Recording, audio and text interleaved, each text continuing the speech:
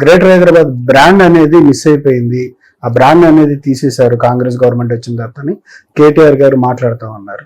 మీకు అనిపించింది ఏంటి?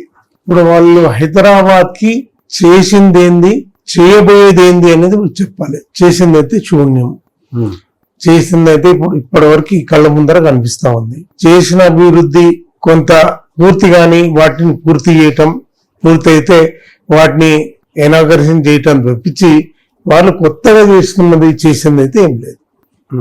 వాస్తవానికి హైదరాబాద్ బ్రాండ్ ఇమేజ్ అనేది మీకు కూడా తెలుసు ఏ పరిస్థితుల్లో ఉంది. ఈ రోజు అంతర్జాతీయ స్థాయిలో హైదరాబాద్ అంటే గొప్ప పేరు ఉండేది, కానీ ఈరోజు దాన్ని తగ్గించే ప్రయత్నం చేస్తున్నాడు.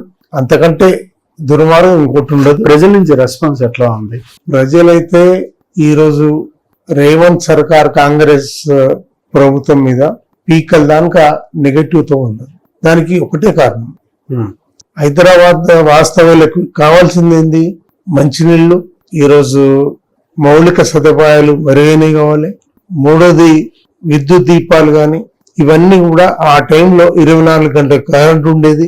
ఒక్క వాటర్ ట్యాంక్ కూడా తిరిగేది కాదు, నీళ్లు కూడా సమృద్ధిగా వచ్చేవి. ఈ రోజు కరెంట్ ఎప్పుడు పోతుందో ఎప్పుడు రాదో తెలియదు.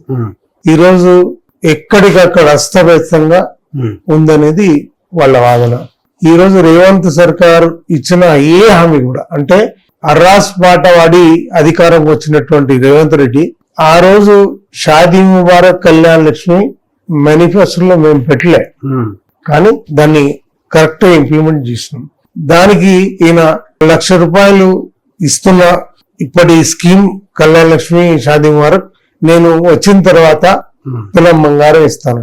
తులం లేదు, ఇచ్చే ఈ స్కీమ్ కూడా కరెక్ట్ గా ఇంప్లిమెంట్ జరగట్లేదు.